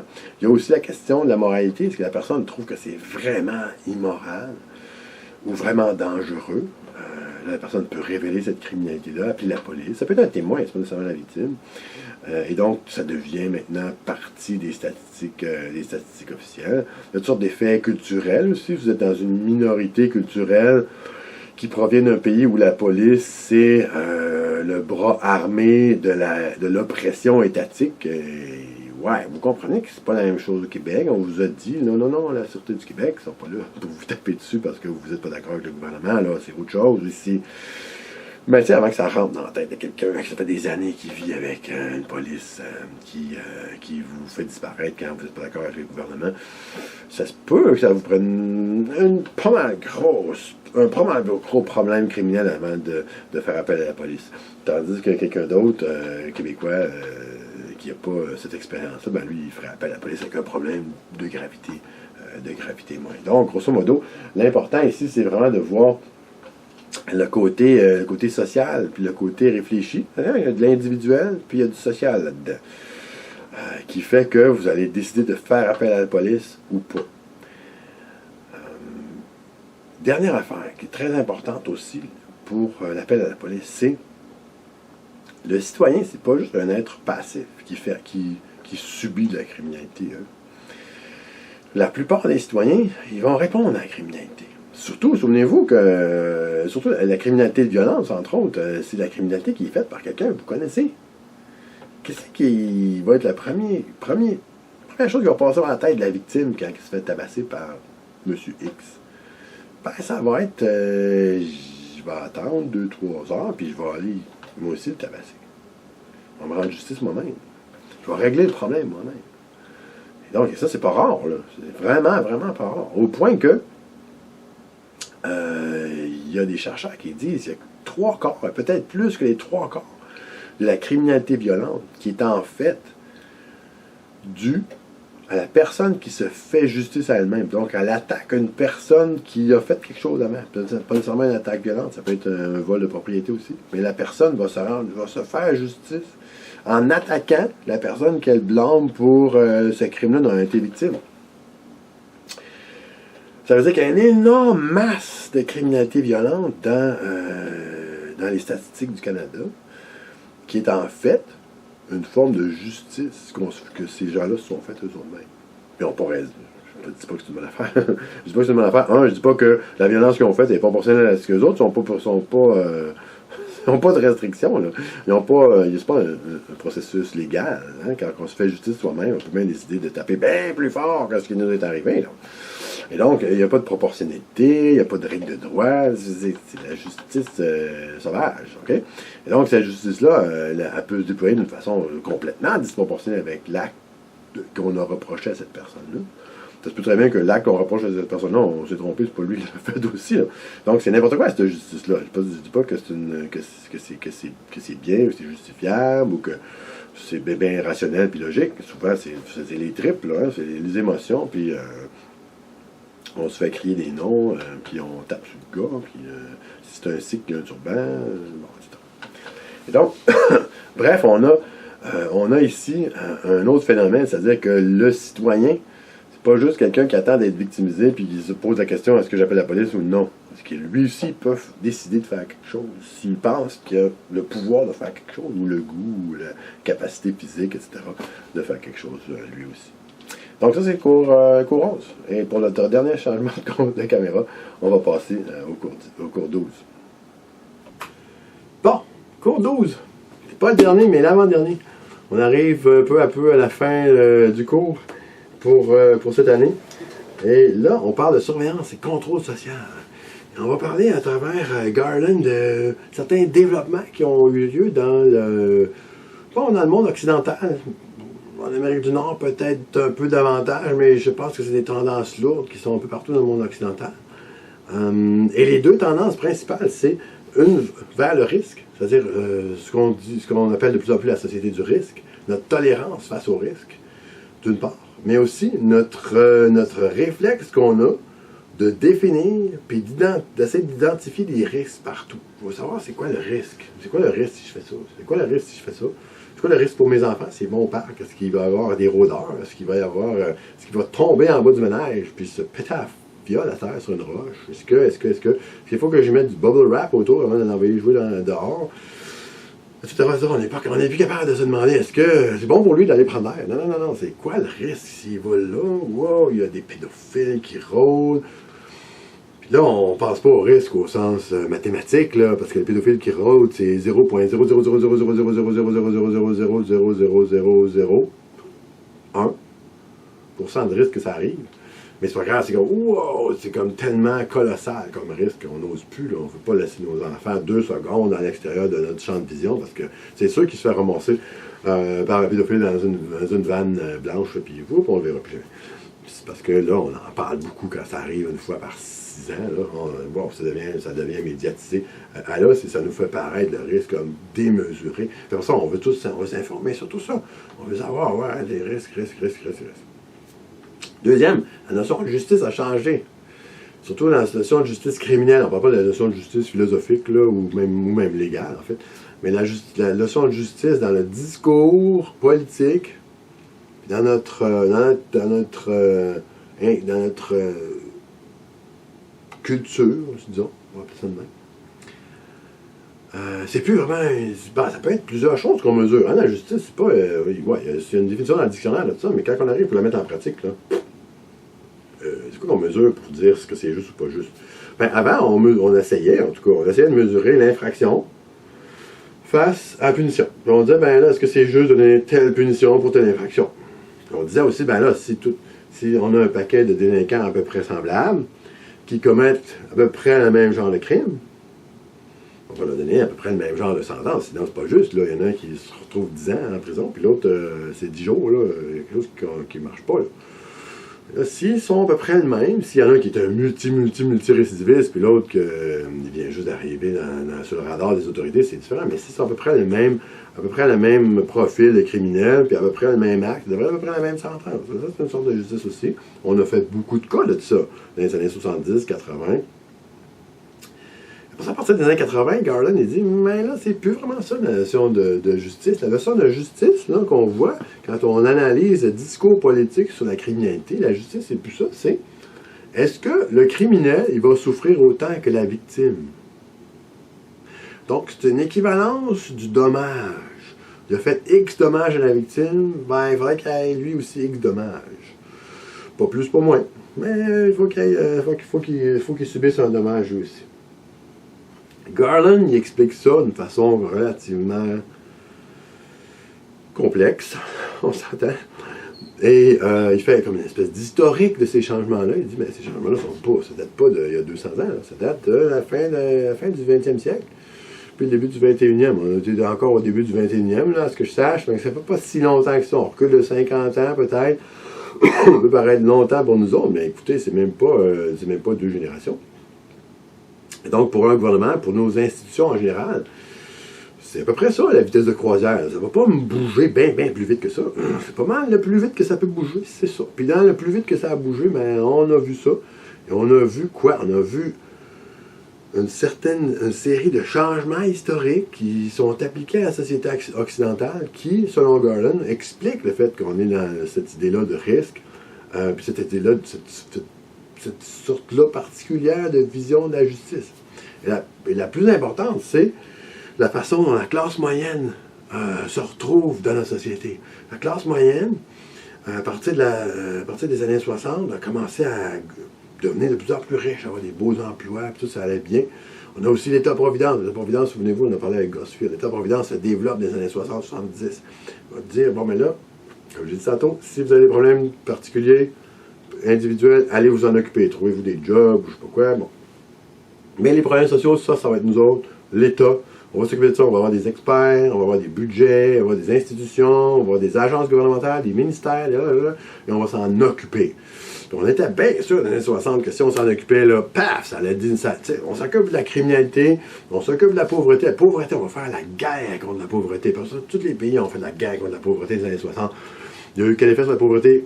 Zéro prix de barre. Parce que c'est pas si facile que ça. On s'est accroché vraiment beaucoup dans les fleurs du tapis, mais aussi, c'est juste que quand on a un système capitaliste, ça produit de la pauvreté. Donc, c'est sûr qu'il va en avoir. On ne pourra pas l'enlever sans changer le système, mais on ne va pas changer le système, donc il va en avoir. Vous lirez Thomas Piketty, là, c'est vraiment intéressant là-dessus. C'est une grosse brique, mais bon, il y a des résumés qui existent. Mais grosso modo, vous avez une série de problèmes sociaux qui sont intractables. Continue d'exister, puis comme Gosfield dit, non seulement il continue d'exister, mais plus vous engagez d'experts, plus vous mettez d'argent dans l'étude, puis l'intervention face à ces problèmes-là, ben, on dirait que plus les problèmes deviennent de plus en plus gros. Qu'est-ce qui arrive avec l'État-providence? Ben, 2 choses. 1, on s'est aperçu à partir des années 80 que ça nous coûtait bien plus cher que les revenus de l'État. Donc, les dettes étaient en train de faire sans fin, sans jamais s'arrêter. Et deux, ben, ça ne marche pas. On a investi massivement de l'argent dans des problèmes, dans des programmes qui ne marchent pas, en fait. La criminalité en particulier, parce que là, on est dans la criminologie. La criminalité des années 70, 80, elle monte toujours. Là, les courbes, c'est infernal. Ça n'arrête pas de monter à chaque année. Tout le temps, monter. Plus qu'on débloque d'argent, plus qu'on met d'argent, plus qu'on met de loi, plus qu'on met de monde en prison, plus ça monte. Encore. Alors, c'est comme les gens disaient, wow, comment ça se fait qu'on investit tant que ça? Puis au lieu de réduire le problème, il est de pire en pire. Ça ne marche juste pas.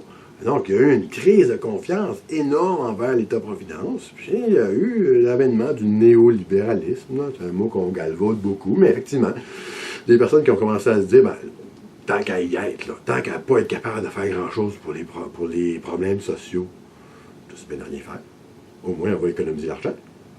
On va faire baisser les taxes. Puis les gens, ben, ils trouveront des solutions personnelles. Parce que nous autres, des solutions étatiques, là, on a des solutions, sauf qu'elles ne marchent pas, puis ils coûtent cher à Moses.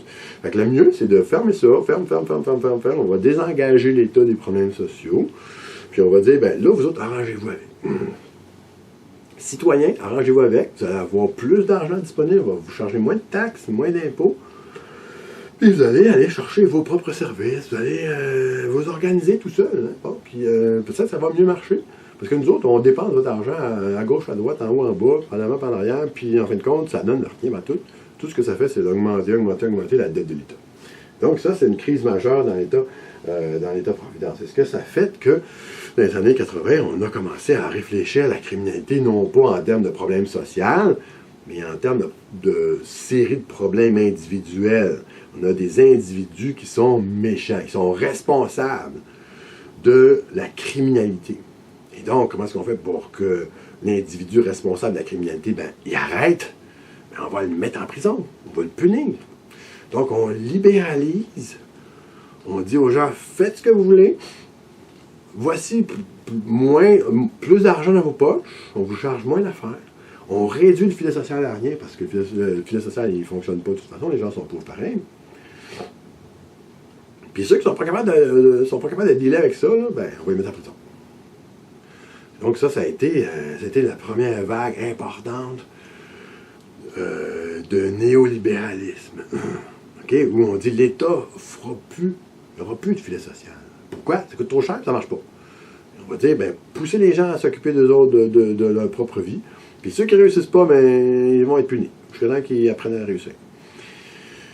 Il y a aussi en même temps une vague de néoconservatisme. Un néoconservatisme, c'est dû, selon Garland toujours, Garland, The Culture of Control. Ça pourrait être n'importe quel livre, hein, mais regarde, c'est The Culture of Control. Tu l'envers? Oui. Culture of Control. Garland, Culture of Control, il dit, pourquoi est-ce qu'on est viré conservateur? C'est pas même compliqué. On n'est pas tous virés conservateurs, premièrement. C'est la classe moyenne. La classe moyenne est virée conservateur. Pourquoi? Parce que dans les années 50, 60, 70, ça va bien, la classe moyenne se développe, des bons salaires, on syndicalise, on a de la sécurité d'emploi, on a des pensions, on a des congés de maladie, on a des congés parentaux, on a plein d'affaires, ça va super bien. Là, le coup, paf, crash! Une série de crises économiques très importantes qui avancent au milieu des années 70, qui ont fragilisé énormément la classe moyenne, a fragilisé son statut socio-économique. Il dit, ça c'est rigolo, je vais le dire, mais c'est un détail, là. Mais il dit, en fait, les riches, eux autres, ne sont pas affectés par ça. Il y a des up-down dans l'économie, les riches sont toujours riches pareil. Les autres sont capables de se payer le mec manoir, sont capables de se payer des gros autos, bon, etc. Puis ici, les conditions économiques sont plus dures. Ça fait pas de différence pour eux autres. Ils s'en foutent, ils s'en tapent. Ils sont capables de payer les mêmes choses pareil. Parce que c'est une fraction de leur revenu. La classe moyenne, par exemple, eux autres, ils aiment ça. Ouais, on va avoir une grosse maison. C'est le fun. C'est plus gros. Ben, ça ressemble à... On imite la richesse. On va s'acheter des autos plus grosses aussi. Ben, on achète tout ça avec le max. On bouffe tout notre revenu, puis on s'endette en plus. On arrive juste à avoir ça, puis à imiter la richesse. On veut avoir le confort des gens riches. Sauf que les gens riches, eux autres, c'est comme...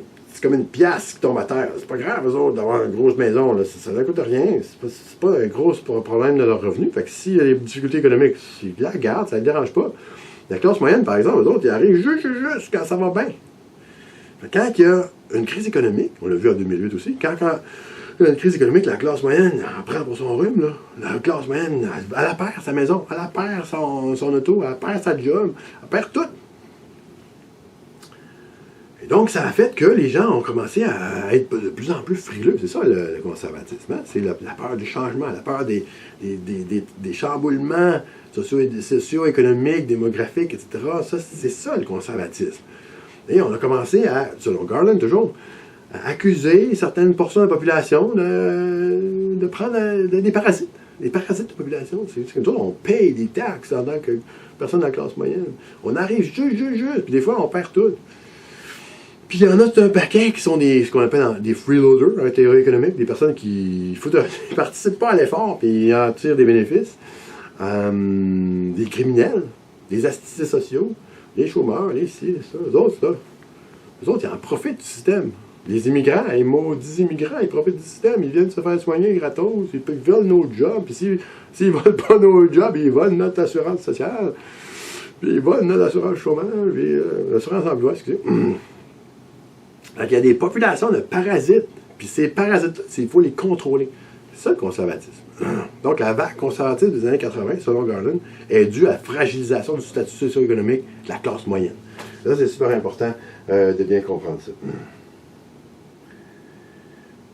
Vous avez ensuite, on déborde dans la nouvelle société de technologie, avec le conservatisme encore, puis avec le risque encore, puis la société de sécurité maximale de Gary Marx.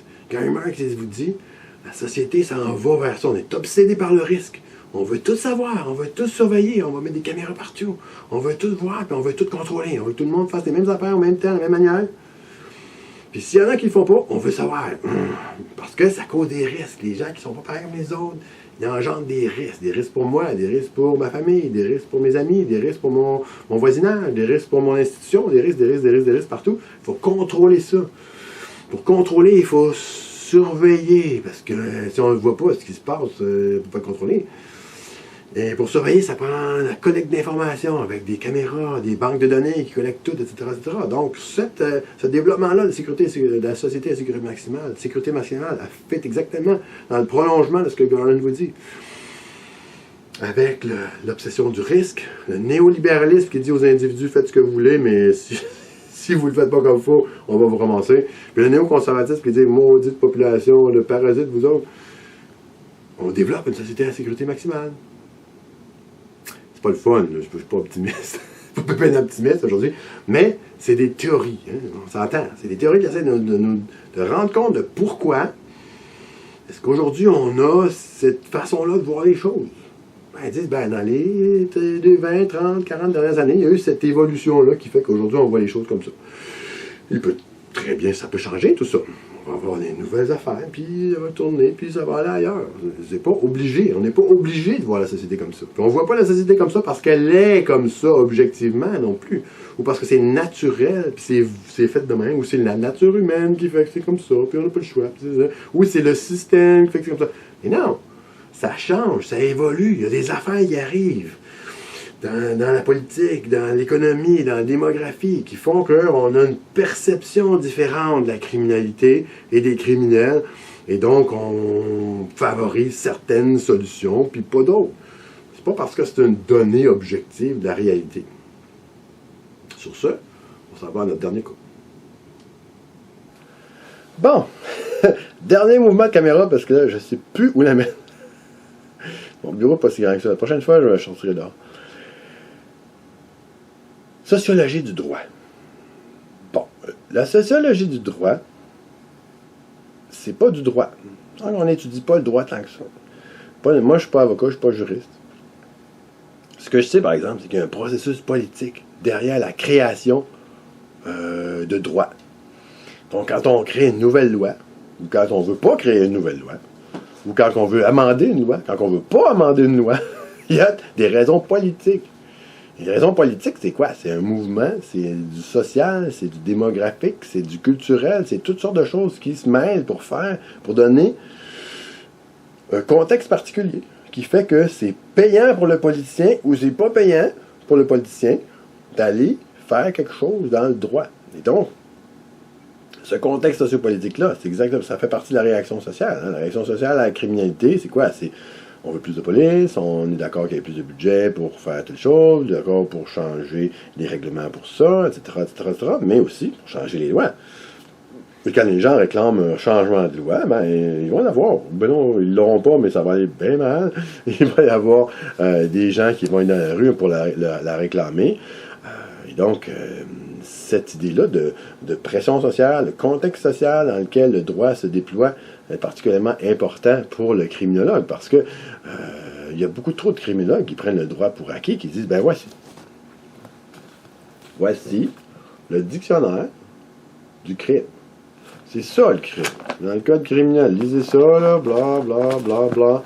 Vous allez savoir c'est quoi le crime. Oui, mais qui a écrit ça, ce livre-là? Pas moi. C'est personne que je connais.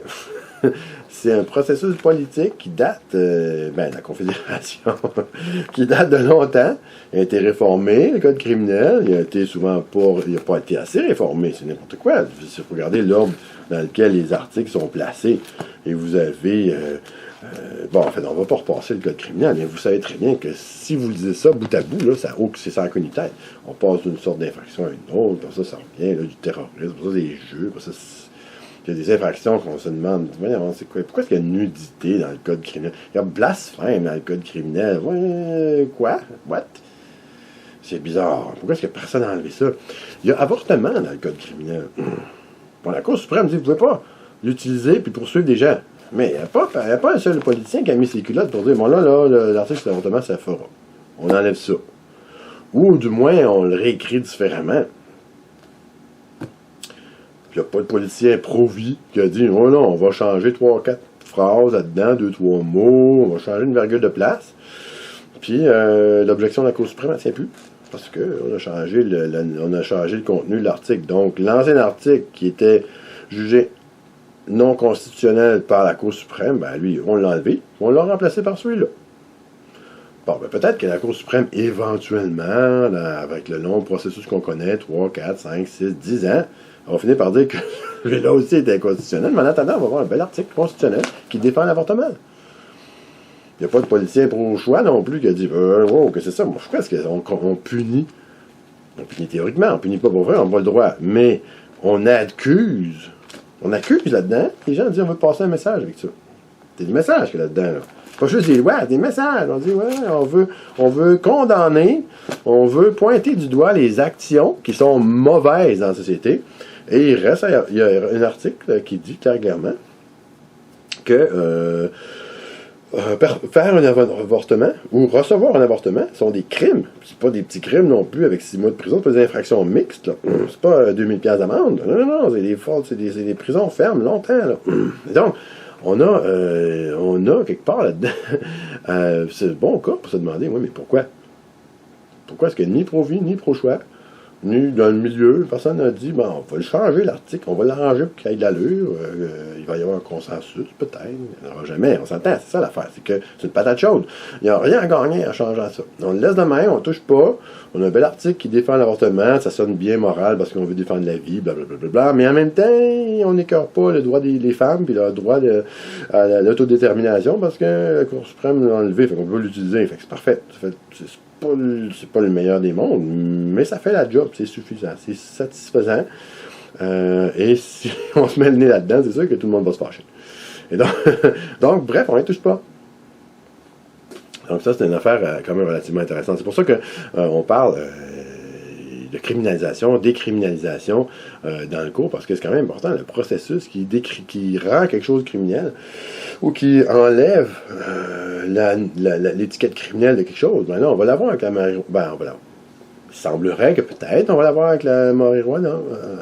On va avoir une légalisation. On va avoir une décriminalisation. Mais attendez un peu, la décriminalisation, ça ne veut pas dire que là, l'État dit OK, on s'en mêle plus, faites ce que vous voulez avec ça. Vous pouvez vous acheter de la gomme ou vous pouvez vous acheter du cannabis. la même chose. Il n'y a pas de règlement sur la gomme, puis il n'y aura pas de règlement sur le cannabis non plus. Ben non. C'est sûr qu'il va y avoir des règlements sur le cannabis. Qui a le droit d'en acheter, qui a le droit d'en vendre, où est-ce que, sur quelle forme ça se vend, quelle sorte de cannabis, dans quel vente, etc., etc. Tout ça va être hautement réglementé, puis il va certainement y avoir toutes sortes de sanctions pénales pour ceux qui vont se frotter à ces règlements-là. Sauf, il n'y aura pas d'article criminel, puis ça ne sera pas complètement interdit non plus. Là, jusqu'à quel niveau ça va être interdit, pas interdit, à qui, etc., comme l'alcool est interdit aux mineurs. Bon. Pas des bonnes chances qu'on peut s'attendre à ce que le cannabis soit interdit aux mineurs. Mais bon, le reste, on ne sait pas, c'est tout en l'air, tout ça. Mais ce qu'on sait, c'est que c'est sûr que malgré que ça va être décriminalisé, si ça l'est, ça se peut que ça ne soit pas entièrement, ça se peut que ça soit en dessous de telle quantité, c'est pas criminel, puis en haut de telle quantité, c'est criminel. Là, ce serait bizarre, parce que si on peut pas en avoir une certaine quantité, on peut pas vraiment en vendre. Si on ne peut pas en vendre, ben c'est un peu de la criminaliser. C'est un peu de le laisser criminaliser en faisant un beau discours que c'est plus criminel. C'est criminel d'en posséder juste une petite quantité, mais c'est pas criminel. Mais c'est pas criminel d'en posséder une petite quantité, mais c'est très criminel d'en posséder une grosse quantité. Ça veut dire que tu as le droit d'en avoir, mais tu n'as pas le droit de l'acheter. Ou tu as le droit de l'acheter, mais il n'y a personne qui a le droit de t'en vendre. Ou bien non, il faut qu'ils vendent cette il y aura juste une petite quantité qui va passer d'une main à l'autre de même. Parce que tu n'as pas le droit d'en avoir plus que t'as. C'est comme quand ça reste criminel pareil. Donc bref, en tout cas, tout ça est en l'air, puis les gens commencent déjà à se positionner. Hein. C'est vrai, la SAQ a dit non, nous autres on a de l'expertise pour vendre ça. On a des petites pastilles de couleur, là. Puis après ça, les pharmacies disent mais non, c'est pas comme de l'alcool, ça c'est pas mal plus comme un médicament. Donc c'est les pharmacies qui devraient distribuer. Bon, peut-être qu'il y a ceux qui ont des machines automatiques de vente, ils vont dire non, nous autres, on peut vendre ça dans les bars avec la machine à condom, comme ça, la machine à marijuana à côté. Tout le monde commence à se positionner. Là, les policiers disent oui, mais là, on fait quoi avec ça? Est-ce que ça va nous affecter comment, la décriminalisation? Est-ce que là, pour le moment, tout est en l'air, on ne sait rien. Mais ça veut dire que c'est super intéressant à suivre pour un criminologue, pour voir. C'est exactement un exemple de décriminalisation, de processus politique, de tout le monde qui tire la couverture de son bord. Celui qui va le définir le mieux. Il y en a qui disent « Oh non, attendez, vous ne pouvez pas décriminaliser ça, là. Le cannabis, aujourd'hui, il y a bien plus de THC dedans, bien plus de tétrahydrocannabinol qu'il y en avait dans le temps. C'est bien plus fort. On ne veut pas décriminaliser ça, c'est métaux dangereux. Puis là, les enfants, embrasser vos enfants, ils vont s'en procurer bien plus facilement. Puis d'autres, ils vont dire, ben voyons, les enfants, ils s'en procurent déjà, même sauf que là, c'est illégal, puis sauf qu'ils donnent leur argent au crime organisé. Puis ils sont moins, en fait, contrôlés qu'ils seraient dans un régime légal où ils devraient, en tout cas, où ils n'auraient même pas le droit de l'acheter, en fait, compte, parce qu'ils sont mineurs. En tout cas, tout le monde va tirer la couverture pour pouvoir déterminer quelles sont les données du problème, en fait, pour pouvoir avoir ensuite le droit d'imposer les données d'une solution. Donc ça, c'est vraiment super important. On a toutes sortes d'autres exemples qui sont dans les notes. Quand on a redéfini viol à agression sexuelle, ça fait pas longtemps de ça, hein, 1982. Jusqu'en 1982, ça disait explicitement dans le code criminel, le viol, c'est d'imposer des relations sexuelles à une femme autre que son épouse. C'était écrit « autre que son épouse » en toutes lettres dans la loi. Ça veut dire que ton épouse, là, tu peux pas la violer. C'est impossible, parce que l'article de viol, il dit « ça peut pas être ton épouse ». Ah, c'est bizarre. C'est comme parce que ton épouse, c'est ta possession. Elle a signé un contrat de mariage. Fait que là, quand tu as le goût d'une relation sexuelle, ben, elle a qu'à dire oui. Puis si elle dit non, ben, tu peux l'obliger. En 82, ça fait pas bien longtemps, ça, là. Peut-être pour vous, trouver ça fait longtemps, là, mais au rythme où change l'histoire du monde, on n'a pas même de leçons à faire à d'autres pays moins développés que nous autres qui disent hey, comment ça que vous ne faites pas la police d'agression sexuelle? Ils pourraient dire écoutez, là, prenez votre code criminel de 1981, puis lisez-moi donc, c'est quoi qui est écrit c'est pas agression sexuelle, c'est viol. Lisez-moi donc, c'est quoi qui est écrit, voilà, si vous êtes si fins que ça, vous autres, là. 1981, un homme peut violer son épouse. Oh. Ouais, c'est des belles valeurs québécoises, ça. Donc, oui, on l'a changé, ça, mais c'est comme il y a 5 minutes, ça. Dans l'histoire de la civilisation, là, 1982, c'est comme, wow, mon monde, c'est bon. Vous avez aussi d'autres exemples. l'exemple de Paul Rock qui est vraiment intéressant, parce que Paul Rock, c'est quelqu'un qui a été dans le ministère, puis il a vu non seulement les tractations politiques autour, mais aussi comment est-ce que les... C'est pas tout, là, c'est pas fini quand les tractations politiques sont finies, c'est pas fini. Parce qu'à l'intérieur, les bureaucrates et les experts qui travaillent dans le ministère, eux autres aussi, ils tirent la couverture de leur bord. Ils disent non, il faut que ce soit le même, non, il faut que ce soit le même, non, il faut que ce soit le même, il faut que ce soit le même. Les autres aussi, ils vont transformer la loi puis les règlements qui en découlent selon leur propre vision de ce qu'ils trouvent qui est correct. Donc, c'est pas fini. Une fois que le processus politique est terminé, là, bon, là, on s'en va dans le vrai pratico-pratique, là. Puis le vrai pratico-pratique, il n'est pas plus propre, il n'est pas plus non politique que tout ce qui a été fait jusque-là. Donc, c'est vraiment super important de bien comprendre ça. Et en fait, la dernière chose qu'on regarde, c'est un peu du Donald Black. Donald Black est un auteur prolifique en criminologie, même pas un criminologue, mais quand même qui a écrit plusieurs choses sur le sujet qui sont vraiment follement intéressantes pour nous. Il parle de behavior of law, le comportement du droit. C'est comme si le droit c'était une affaire. Tu sais, c'est pas juste un texte ou une institution. C'est un texte, une institution, mais c'est aussi comme un objet. Une substance qu'on peut mobiliser, qu'on mobilise, on est capable de tirer de plus. Si on est mieux positionné dans la société, dans la stratification sociale, par exemple, on est mieux positionné, on peut bénéficier plus du droit. Si on est plus riche, wow, on tire le droit de notre bord. Ou on est capable de le déployer contre quelqu'un de façon plus efficace et plus intense. Et donc, c'est pas le droit, autrement dit, l'institution, le texte, les personnes qui sont dedans. C'est pas comme une machine qui se déploie de façon objective dans la société, puis qui... Bon, on s'entend qu'elle ne poursuit pas tous les crimes, on sait très bien, chiffre noir, il y a un goulot d'étranglement, il y a plein de gens on sait qu'ils l'ont fait, mais on ne peut pas le prouver, etc. Donc, oui, elle ne traite pas tout le crime, mais qu'elle traite un échantillon représentatif de la criminalité. Donc, tout criminel a une chance égale de se faire poigner. Pas vraiment tout. Oh, il y a des effets sociaux là-dedans. Il y a des effets sociaux pendant le procès aussi. Votre avocat, s'il s'exprime mieux, si vous vous exprimez mieux, si vous êtes capable de parler au juge dans le même langage que lui, au même niveau de langage, le juge, c'est des élites, là. Si vous êtes un soudeur, vous, là, puis vous ne savez pas accorder vos parties de passé, ça va faire dur en cours. Vous ne pouvez pas parler au juge. Vous pouvez bien essayer, mais vous n'aurez pas l'éloquence. Vous ne serez pas convaincant, comme l'autre, qui est peut-être en train de vous poursuivre, ou qui est un témoin contre vous, ou qui est un témoin pour vous. Si témoin pour vous, tant mieux. Qui, lui, il s'exprime bien. Il y a des mots, il y a des vocabulaires, du vocabulaire, il est capable d'aller chercher les concepts que le juge comprend, puis manipuler le langage de cette façon-là, pas au sens où il ment, mais manipuler au sens où il sait, où il y a l'éloquence qui va se connecter avec le juge. Ben lui, il est bien plus efficace que vous encore. Bien plus! En fait, Black, il parle de désocialisation de la loi. Il dit, pour que la loi, que le déploiement, disons, en pratique de la loi soit égal pour tout le monde, il faudrait enlever tous les facteurs sociaux. Puis là, il vous les dit, c'est quoi les facteurs sociaux? Je ne vais pas passer là-dessus, c'est pas important. Ben, c'est important, mais faites-le tout seul. Il dit, ce qu'il faudrait faire, c'est d'avoir une espèce de logiciel. Ou un robot, c'est un robot si vous voulez, un robot. Lui, il n'est pas affecté par le sociopolitique, le robot. C'est une machine. Il s'en fout que vous soyez beau, laid, vous ayez une belle éloquence ou pas. Il regarde les faits, puis il vous cote dans une matrice avec une courbe. Ici, vous avez dans l'axe vertical la sévérité du crime, puis dans l'axe horizontal, le nombre d'antécédents. Là, la courbe monte de même. Plus que le crime est grave et plus que vous avez d'antécédents, plus que vous avez une grosse sentence.